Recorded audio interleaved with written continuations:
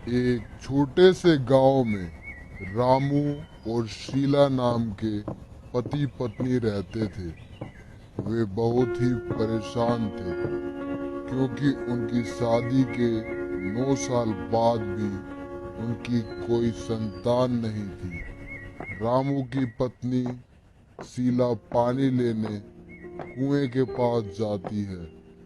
वहां उसे एक बाबा मिलते हैं। बाबा औरत से कहते हैं, बेटी, मुझे बहुत प्यास लगी है। मुझे पानी पिला दो। हाँ बाबा, रुकिए, अभी पानी पिलाती हूँ। शीला बाबा को पानी पिलाती है। पानी पीने के बाद बाबा बोलते हैं, क्या बात है बेटी, तुम बहुत परेशान लग रही हो। हाँ बाबा।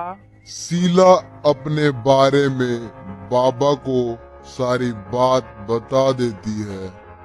उसकी बातें सुनकर बाबा शीला को बोलते हैं, बेटी, तुम 16 सोमवार के व्रत रखो। इस व्रत को रखने से तुम्हारी एक संतान होगी। ये कहकर बाबा वहां से चले जाते हैं और थोड़ी दूर जाकर वह अपना रूप बदलते हैं और गायब हो जाते हैं। शीला अपने घर चली जाती है।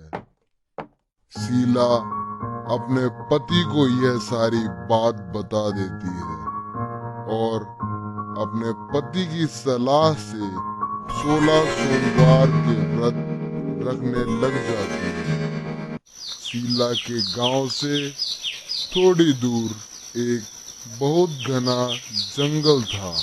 उस जंगल में एक शेर और शेरनी रहते थे। उनका कोई भी बच्चा नहीं था। अचानक बादल गरजने लगते हैं और उन्हें एक आवाज सुनाई देती है, तुम अमावस के दिन एक शेर को जन्म दोगी। वह शेर बहुत शक्तिशाली होगा। शेर और शेरनी यह बात सुनकर बहुत ही खुश हो जाते हैं और दूसरी ओर गांव में रामू के घर पूर्णिमा के दिन एक लड़के का जन्म होता है। उस बच्चे के हाथ पे एक त्रिशूल का निशान बना होता है। वे उस लड़के का नाम गणेश रखते हैं। और इधर जंगल में अमावस के दिन शेरनी एक बच्चे को जन्म देती है। उसकी 3 आंख होती है। 3 आंखों वाले शेरनी के बच्चे को देखकर चीता बोलता है, यह बच्चा बहुत भयानक है। यह बच्चा हम जानवरों से बिल्कुल अलग है और ये हमारे लिए ठीक नहीं है। इसे हमें मार देना चाहिए। नहीं, इस बच्चे से तुम्हें कोई नुकसान नहीं होगा। इस बात की जिम्मेदारी हम लेते हैं। सभी जानवर वहां से चले जाते हैं। 10 साल बाद शेरनी का 3 आंखों वाला बच्चा बड़ा हो जाता है और वह रात को अमावस्या के दिन जंगल से निकलकर गांव की ओर आ जाता है। गांव के लोग अपने अपने घरों में सो रहे होते हैं, लेकिन उनके घरों के कुछ बच्चे बाहर खेल रहे होते हैं। वह शेर देखते ही देखते एक खूंखार भूत बन जाता है और कहता है, मैं तुम सारे बच्चों को खा जाऊंगा। आज बहुत सालों के बाद मुझे इंसान के बच्चों का मांस खाने को मिला है। अब तुम मुझसे नहीं बच सकते। सारे बच्चे डर जाते हैं और वहां से भागने लगते हैं। लेकिन वह भूत उन सभी बच्चों को पकड़ लेता है और एक एक करके खा जाता है और वहां से अपने जंगल में चला जाता है। रामू के गांव के लोग सुबह अपने बच्चों को ढूंढने लगते हैं। उनके बच्चे उन्हें कहीं भी नहीं मिलते, लेकिन एक आदमी उन्हें मिलता है और रात की सारी बात उन्हें बताता है। वह कहता है कि मैंने अपने घर की खिड़की से उस बहुत बड़े भूत को देखा है। मैं उसे देखकर काफी डर गया था, इसलिए मैं तुम्हारे बच्चों को बचा नहीं सका। वह भूत एक एक करके उन सभी बच्चों को खा गया जो भी बाहर रात को खेल रहे थे। यह सुनकर गांव के सभी लोग डर गए और उन बच्चों के माँ बाप रोने लगे। रामू ये बात सुनकर अपने घर गया और उसने सारी बात अपने घर में बताई। अगली रात को अपने घर से बाहर निकलता है। उस समय गांव के लोग सो रहे होते हैं। गणेश जंगल की तरफ निकल पड़ता है। वह कुछ ही दूर चलता है, तभी उसके सामने वही भूत आ खड़ा होता है। भूत गणेश को देखकर बोलता है, आज शिकार को चलकर मेरे पास आ रहा है, बहुत मजा आएगा। ए भूत, मैं किसी से नहीं डरता, बल्कि मुझे देखकर तेरे जैसे भूत डरते हैं। भूत अपनी शक्तियों से बहुत तेज आंधी चला देता है, पर गणेश अपनी जगह से सरकता तक नहीं। ये देखकर भूत चौंक जाता है।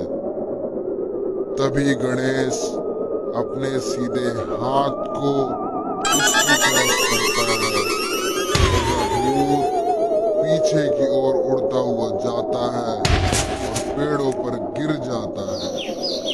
इतने में सुबह हो जाती है और वह भूत वहां से चला जाता है। अगले दिन अमावस्या की रात को रामू के घर में शीला और रामू बहुत खुश थे, क्योंकि आज के दिन उनकी शादी की 30वीं सालगिरह थी।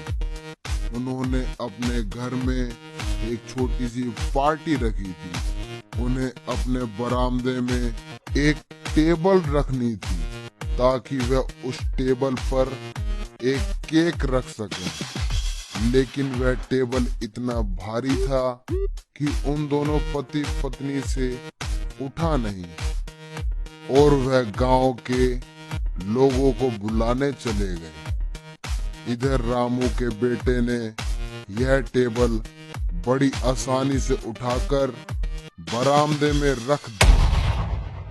थोड़ी देर बाद रामू और शीला दोनों घर में आए और यह देखकर चौंक गए।